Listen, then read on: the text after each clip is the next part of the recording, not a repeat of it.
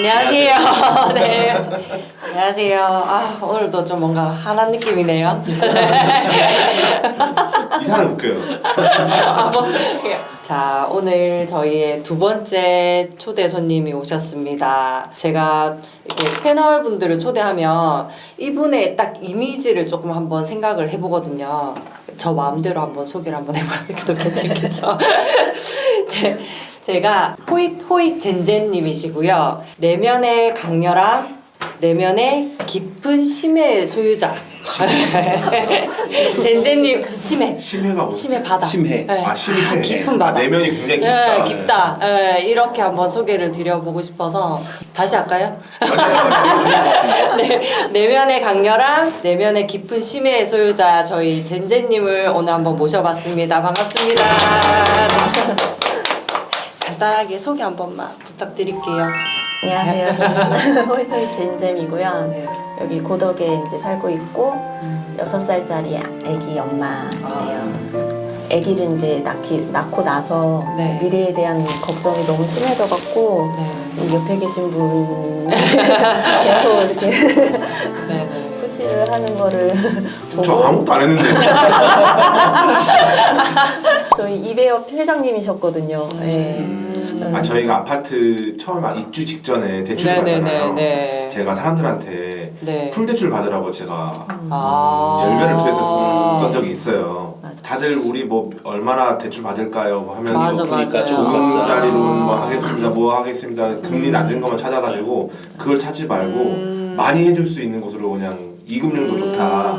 풀 대출 받아라 하면서 이제 제가 이렇게 제 나름의 썰을 풀었었죠. 받으셨어요 풀대출? 저는 풀 대출 받았어요. 그쵸, 받아야죠. 이자만 지금. 그러니까 그렇게 알게 되셔서 지금 여기 이 자리까지 오시게 된 거죠. 그럼 결국에 포도 캘리포니아님 덕분에 이렇게까지 네, 아, 맞아요. 오시게 그런 네. 이제 인연이 되셨구나. 제가 생각했을 때는 젠젠님이 네네. 그 오늘 그냥 자기 소개만 한 1시간 동안 하고 끝내야 될 것 같아요. 아 정말로. 특집인가요? 특집? 왜냐면 저희 지난번에 우리 그때 그 얼굴을 안 나온 상태로 드라이브로 맞아요. 젠젠님 네, 스토리 한번 네, 들었잖아요. 네. 저는 진짜 너무너무 놀랐었어요 그때. 그때 저는 이제 딱 기억나는 게 풍차 돌리신다고 하셨다. 네, 그게 되게 강렬하게 왔어요. 네. 풍차 돌리기. 등기로 풍차. 등기로 아, 풍차 진짜요? 돌리기. 보통 이제 일반인들은 뭐 통장으로 이렇게 네, 접근으로 네네네. 그때 저는 그때 너무 강한 충격을 받았던 거는 애 놓고 2달 만에 다시 일하러 갔다. 맞아요. 그 말이 너무 저는 충격이었거든요. 저는 와, 이제 소름 돋았어. 저도 개인적으로 젠젠님을 한번 이렇게 만나서 얘기를 들어보고 싶었던 게 2달 만에 가셨다 하셨잖아요. 진짜 저도 애 낳기 직전까지 일하고 그 양수가 터져가지고 가고 조리원에서도 계속 일하고 조리원에서 잠깐 외출할 때 그때도 잠깐 가게 나가서 일하고 막 이랬었거든요. 그러니까 막 미쳐 있었어요 일에. 막 그런 게 또 너무 또 좀 와닿는 것도 있었고. 좀 미쳤던 분이군요. 네. 그러니까 그런 이제 뭔가에 좀 다른 분의 얘기도 한번 들어보고 싶었고 아까 제가 그 내면의 그 깊은 심해라고 말씀드렸던 게 되게 깊은 뭔가 있으실 것 같더라고요. 대학교를 하면 3초 걸리죠. 버퍼링이 좀 있어가지고 그래서 지금 추가 매수 지역 어디로 보고 계세요? 하면 이렇게 그리고 한번 웃고 한 3초 넘어요. 저도 비슷한 분하고 살고 있어서 알고 있습니다. 많이 시키면 한 3초 걸리거든요. 저기도. 네. 우선 저희 오늘 북토크 책을 젠젠님께서 추천을 해주셨어요. 웰싱킹입니다. 이거는 워낙 지금 서점에서도 베스트셀러로 유명했고 켈리 채라는 이제 저자분께서도 지금 활발하게 활동을 하고 계시거든요. 지금 SNS에서도 이제 많은 분들하고 소통을 하고 계시는 거 저도 그분을 팔로우하고 있거든요. 그래서 같이 뭐 챌린지도 하시고 보니까 진짜 많이 지금도 현재도 많은 부를 이루셨는데도 이제 활동을 샷. 샷. 예, 저 발음이 혀가 안 짧은데 자꾸 발음이 안 나와. 하는데도 이제 많이 소통을 하시고 정말 열심히 사시는 분이시더라고요. 그래서 저도 이분을 보면서 좀 많이 같은 여자분이시잖아요. 그래서 좀 많이 와닿는 부분도 많았거든요. 특별히 이 책을 좀 소개하신 이유가 있으시다 그러면 한번 들어보고 싶어요. 제가 20대 초반부터 우울증이 조금 심했거든요. 네. 그게 이렇게 굴곡이 이렇게 있다 보니까 이런 자기계발서 같은 거에 되게 회의감 이런 게 되게 많았어요. 네. 뭐 네. 이 사람들 뭐 어쨌든 뭐 돈 버는 거는 이 책 쓴 사람이다. 네, 맞아요. 네. 네. 말이야 뭐 쉽지. 그러니까 그런 식으로 책 읽으시는 분들 많아요. 네.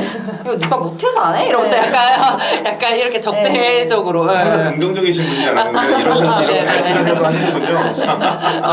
근데 이거를 읽기 시작한 그때가 되게 멘탈이 또 되게 안 좋았을 때였어요. 제가 이거를 추천하고서도 좀 후회를 했던 게 저는 읽어볼 때마다 되게 많이 울었어요. 네. 혹시 어느 부분? 그 첫 부분. 영숙이 혹시? 영숙이. 네, 영숙이. 모두 다 영숙이 그 자리에서. 그러니까 저는 이제 개인적으로 이제 비슷한 일이 있었던 상황이라서. 네. 어떤 일이 있으셨죠? 네. 그러니까 제가 20대 중반쯤에 이제 한국에 와가지고 네. AICPA라고 회계사 공부를 하고 있었을 때였어요. 네네. 네, 근데 그때가 한참 이제 저는 그때가 왜 경제가 안 좋았는지 뭐 그런 체감도 안 됐었는데 네. 아마 그 서브프라임 그 시기였던 것 같아요. 네. 근데 제 친구 같은 경우에는 이제 20살 때 전문대를 나와가지고 여행사를 다녔는데 네. 그때 한참 여행사가 안 좋기 시작하면서 거의 월급이 한 80만 원 이렇게밖에 안 네네. 주더라고요. 안 그래도 집에 이제 아버지가 이제 돌아가시면서 빚도 많은 애였는데 저기 월급도 꽉 끼고 그리고 뭐 계속 경제가 안 좋다 보니까 롯데 관광을 다녔었거든요. 근데 롯데 관광 다녔다가 막 여기로 옮겨졌다가 막 그러면서 애가 이제 멘탈이 걔도 애 많이 안 좋아지면서 그 당시에 이제 자살을 한 거예요. 예.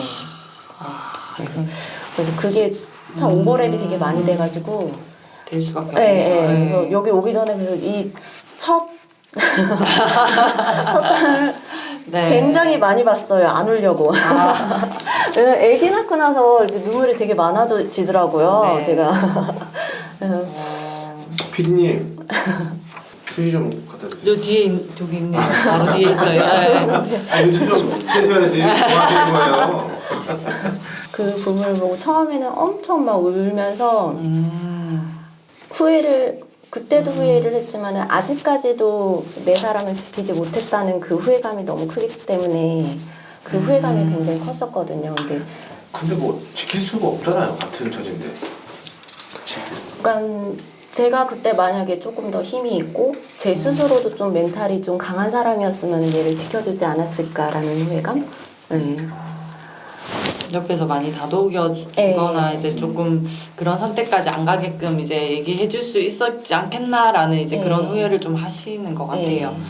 그러니까 이분하고 저랑 가장 큰 차이점이 저는 그때 완전히 무너져 버렸어요. 이분이 캐리제죠? 네. 갑자기 전 줄 알았어요. 이분이랑 지금 난가? 이분은 이제 친구의 죽음으로 인해서 내가 네 몫까지 열심히 살아줄게 하고 이악 물고 다시 시작을 하셨는데 저 같은 경우에는 이제 워낙에 마음속에 우울도 심했던 때였고 이제 완전히 그때 무너져 내린 거죠. 그래서 결국에는 이제 회계사 공부도 저버리고 그래 때? 20대 중반이요. 20대 중반이에요. 그러고 나서 우울증이 오신 거예요? 아니면? 그러니까 처음 우울증이 왔던 건 20대 초반 때 우울증이 와서 그때 그래서 제가 절에 한 2년 동안 살다 나왔거든요. 근데 그게 정말 대단하신 것 같아요. 어떻게 2년을 절에 그렇게 계신 게 우리 근데 절에서 뭘 해요? 2년 동안? 저도 그게 궁금해요. 갑자기 뜬금없이 절이 나와서 놀랐어요. 그때 잠깐 얘기하셨거든요. 그러니까 너무 이게 좀 네. 믿거나 말거나 하는 얘기인데 네. 그때 제가 너무 막 아무것도 안 하고 맨날 쓰러져 있고 이게 사람이 감정에 아픔이 생기면은 몸까지 아파지더라고요. 그렇죠. 네, 그래서 숨을 잘 못 쉬고 이제 조금만 돌아나 밖에 나갔다 오면은 정신을 못 차리는 거예요. 그냥 계속 잠만 자야 되고 막 이런 식으로. 그러니까 20대 초반에 애가 아니 그럼 집에서만 그러고 20대 있으니 때까지 뭐 하셨는데요? 공부하셨어요? 그러니까 왜 갑자기 그렇게 되신 건지 네. 20대 초반에. 예. 그때는 그러니까 어렸을 때니까 그랬던 거였긴 한데 부모님하고 저랑 그 생각이 너무 틀렸어요. 그래서 이제 대학 같은 경우에 제가 네. 공부를 잘하는 편이었거든요. 그래서 1등급을 받았는데 저는 이제 사진과를 가고 싶고 아빠는 그러면 돈 안 준다. 아. 네. 내가 원하는 과를 가라. 그렇게 돼버리니까 이제 목표가 사라져 버린 거죠, 저는. 갑자기 그 네. 플로우 지니님 생각나는데요. 네, 그래서 제가 답변을 너무 닮은 것 같다고. 맞아요. 네. 그때 목표가 없어져 버리니까 그냥 아무것도 의욕이 나지를 않는 거예요. 맨날 그냥 누워있고 멍하니 있고 그렇게 뭐 침대에만 있고 이러니까 이제 엄마도 답답했던 거죠. 그래서 엄마가 저는 아직까지 무교예요. 사실 절에서는 살았지만은 근데 엄마가 이제 절을 다니시니까 큰 스님 법회가 있으니까 한번 가보자. 네, 그래서 큰 스님을 봤는데 이 말을 해줘도 되는지 모르겠는데 큰 스님이 저를 보고 이제 저한테서 이제 빛 같은 게 보이셨대요. 그래서 너는 비구니를 해야 된다. 괜찮아요. 편하게 얘기하세요. 네, 괜찮아요. 비구는 네. 뭐 하는 거기까지 똑같이 수련님 같은 거. 예, 맞아요. 예. 뭔가 수련하는 거죠. 예. 속세와 인연을 그러니까 전생에 너는 비구니였는데 이번 생에도 저기 절에 들어와서 비구니 생활을 해라 이렇게 말씀을 하시더라고요. 그때 머리 깎으셨어요? 안 깎았죠. 네. 절에서 뭐 하셨어요? 2년 동안. 네, 2년 동안.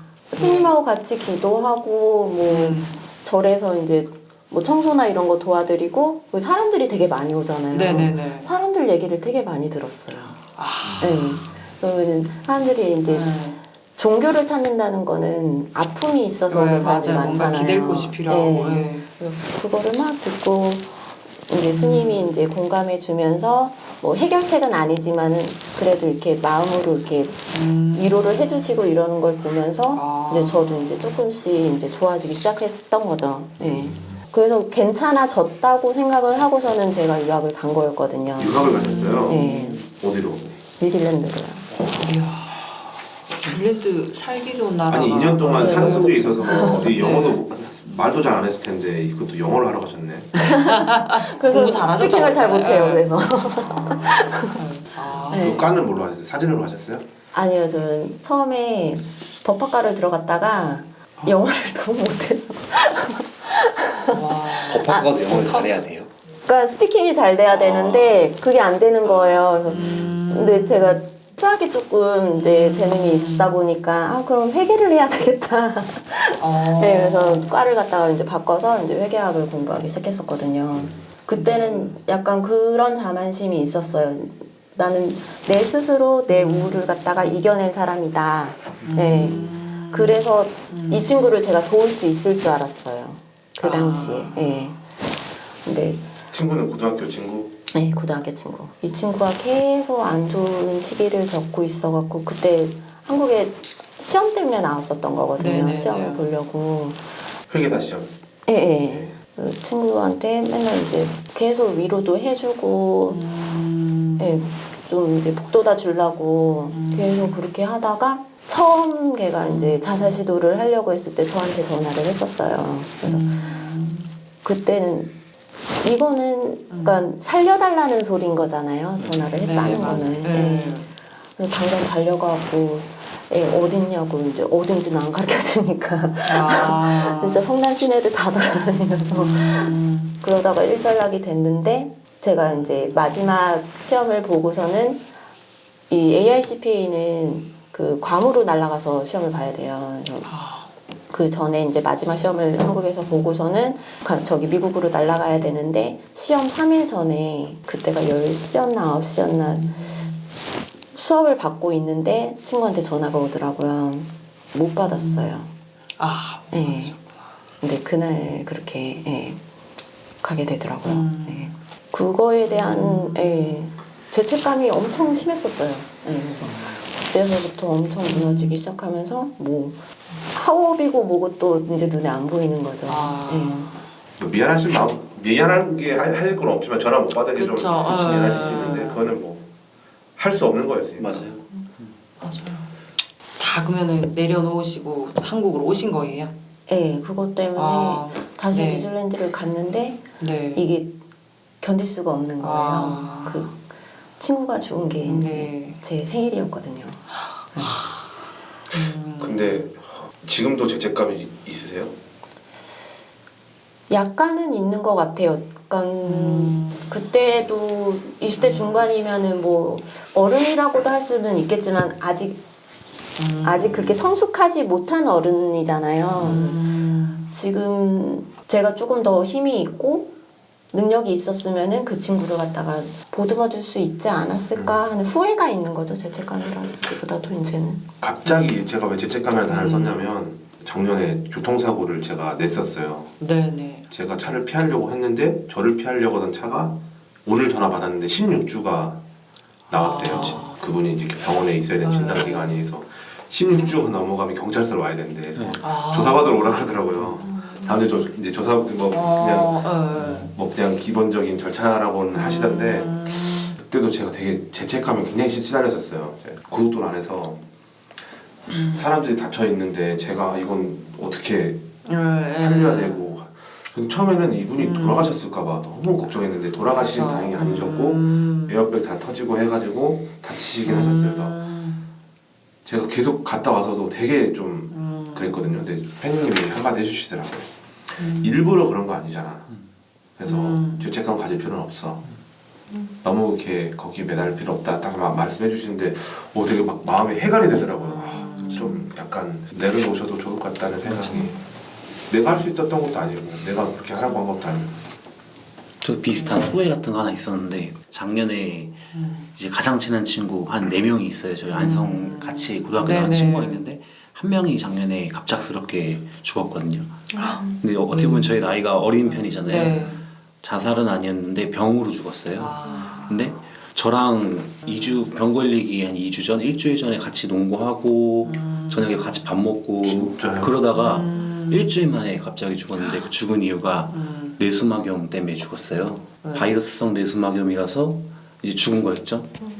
후회 남는 게 어떤 거면은 이제 그 친구가 아프다고 했었을 때 가까웠어요. 평택에 회사를 다녔고 그다음에 친구는 천안에 있었으니까 약이라도 갖다 줘야겠다 이 생각을 했는데 머릿속에 한편으로는 그때 당시 코로나 유행했으니까 갔다가 코로나 걸리는 거 아니야? 지금 코로나라 생각했거든요. 그 친구가. 그래서 갔다 코로나 걸리면 애기한테도 안 좋을 수 있으니까 가지 말아야겠다 이런 생각을 하고 안 갔는데 한 3일 뒤에 이제 갑자기 이제 병원 가서 중환자실 가고 한 3일 뒤에 죽었던 친구가 있는데 그때 당시엔 굉장히 후회가 되긴 했었지만 요새 또 들으면서 느끼는 게 이게 내가 그때 간다고 해서 그렇죠. 바뀔 그런 건 아닌 것 같더라고요. 그래서 오히려 그 친구도 내가 그런 걸로 죄책감이나 후회를 갖는 거에 대해서 더 안 좋아할 것 같아요. 그래서 그렇죠. 젠제님도 그런 건 좀 떨쳐 날려버리세요. 근데 도 좋을 것 같습니다. 잠깐만요. 그러면 뉴질랜드에서 대학 졸업을 안 하신 거예요? 졸업을 못했죠. 지금도 그러면 졸업을 안 하셨어요? 그러니까 그래서 한국에 와서 또 학위를 땄어요. 다른 과로. 다른 과로. 졸업장 한국 아니면 미국? 한국 과로. 그러면 남편은 어떻게 만나셨어요? 갑자기 남편분을 뉴질랜드에서 만나셨거든요. 진짜요? 그래서 저 그 전개가 궁금해요.